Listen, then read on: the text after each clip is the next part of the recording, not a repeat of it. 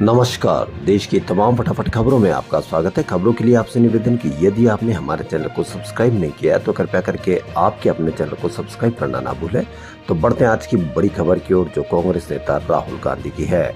जी हां, कांग्रेस नेता राहुल गांधी ने आज जनसभा को संबोधित किया। उन्होंने कहा कि इंडिया ब्लॉक की सरकार बनने पर किसानों का माफ करेंगे, किसानों को एमएसपी की कानूनी गारंटी देंगे, किसानों को बीमा का पैसा 30 दिन के भीतर मिलेगा।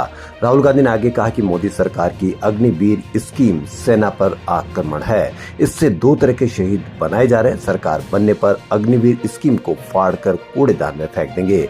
राहुल गांधी खन्ना के गांव रामगढ़ सरदारा में अग्निवीर शहीद अजय कुमार के घर पहुंचे। इसके बाद में फरीदकोट लोकसभा क्षेत्र की कांग्रेस के उम्मीदवार अमरजीत कौर साहोके के और होशियारपुर लोकसभा क्षेत्र के उम्मीदवार यामिनी गोमर के पक्ष में भी चुनाव प्रचार किया।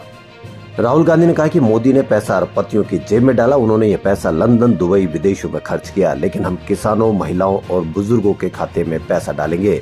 इससे पैसा मार्केट में आएगा। इसका फायदा ये होगा कि जीएसटी की वजह से जो कंपनियां बंद हो गई वह खुल जाएगी। इससे लोगों को रोजगार के अवसर मिलेंगे, साथ ही हमारी अर्थव्यवस्था में तेजी आएगी।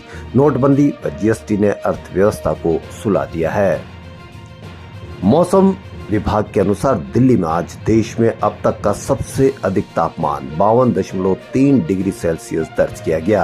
दिल्ली के मुंगेशपुर में मौसम केंद्र ने दोपहर 2:30 बजे 52.3 डिग्री सेल्सियस तापमान दर्ज किया। बुधवार देश का अब तक का सबसे गर्म दिन यह दर्ज किया गया है। इसके साथ साथ दिल्ली में मौसम ने हैरत में तब डाला जब यहाँ कुछ स्थानों पर दोपहर बाद 4:30 बजे के आसपास बारिश की हल्की बूंदें भी गिरी। भीषण गर्मी के बीच राष्ट्रीय राजधानी दिल्ली में बुधवार को 8,302 मेगावाट की अब तक की सबसे अधिक बिजली की मांग दर्ज की गई है। बिजली विभाग के अधिकारियों ने ये जानकारी दी। वहीं देश के 2 अन्य ऐसे इलाके जहां अत्यधिक उच्च तापमान दर्ज किया गया। राजस्थान में बुधवार यानी आज फलोदी में 51 डिग्री सेल्सियस तथा चूरू में 50.8 डिग्री सेल्सियस तापमान दर्ज किया गया। उत्तर प्रदेश के केसरगंज से मौजूदा सांसद ब्रजभूषण शरण सिंह के बेटे करण सिंह के काफिले की एक गाड़ी ने 2 बाइक सवारों को रौंद दिया। इस हादसे में 2 लोगों की मौत हो गई और 1 महिला के घायल होने की खबर है। जानकारी के अनुसार गोंडा के करनेलगंज हुजूरपुर मार्ग पर करण भूषण का काफिला गुजर रहा था। काफिले की फॉर्च्यूनर गाड़ी ने बाइक को टक्कर मार दी। यह हादसा करनेलगंज कोतवाली क्षेत्र के छतई पूर्वा के पास हुआ। पुलिस ने मौके पर पहुंचकर छानबीन शुरू कर दिया। हादसा इतना भयावह था कि गाड़ी के आगे के हिस्से के पर खच्चे उड़ गए। बता दें कि बीजेपी ने इस बार ब्रजभूषण शरण सिंह का टिकट काटकर उनके बेटे करण सिंह को केसरगंज से उम्मीदवार बनाया है। प्रधानमंत्री नरेंद्र मोदी के कन्याकुमारी के रॉक मेमोरियल पर ध्यान लगाने की खबर के सामने आने के बाद विपक्ष हमलावर हो गया।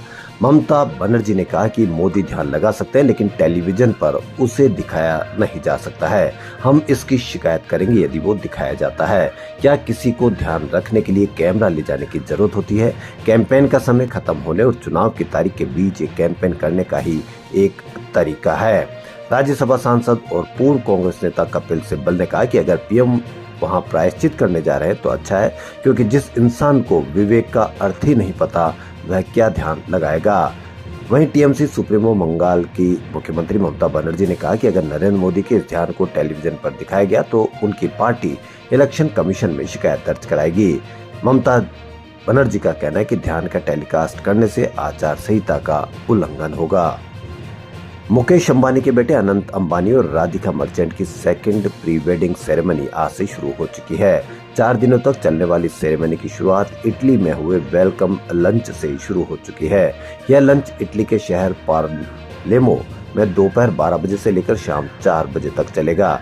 लंच के बाद सभी मेहमान क्रूज पर सवार हो जाएंगे और शाम 6:30 बजे से क्रूज पर स्टारी नाइट सेलिब्रेट की जाएगी। इस पार्टी में सभी मेहमान क्रूज की छत पर खुले आसमान और सितारों के नीचे पार्टी करेंगे, साथ ही स्टार गेजिंग भी करेंगे।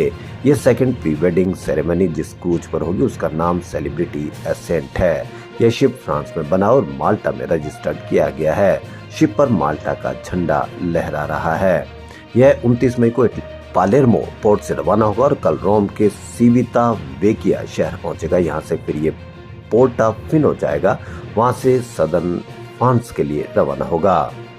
25 मई को लोकसभा चुनाव के छठे चरण में 58 सीटों पर मतदान हुआ। वहीं 7वें यानी आखिरी चरण का मतदान 1 जून को 58 सीटों पर होगा। इसी बीच सोशल मीडिया पर बीबीसी के एग्जिट पोल का एक वीडियो वायरल हुआ।